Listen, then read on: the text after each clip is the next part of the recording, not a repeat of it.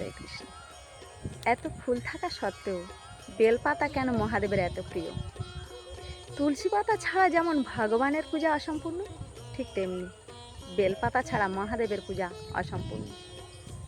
পুরাণ অনুযায়ী একবার মাতা পার্বতী তার বাহন সিংহযোগে সখীদের নিয়ে পর্বত ভ্রমণে বেরিয়েছিলেন।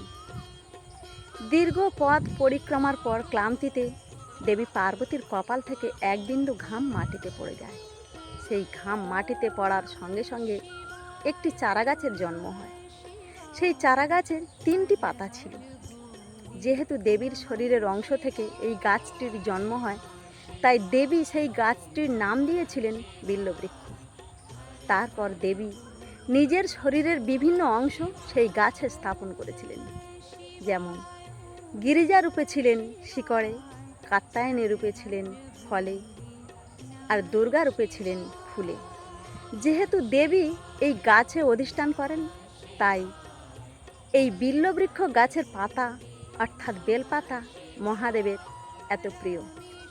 এই বেলপাতা যদি মহাদেবের চরণে নিবেদন করেন, তাহলে মহাদেব খুবই প্রসন্ন হন। হর হর মহাদেব।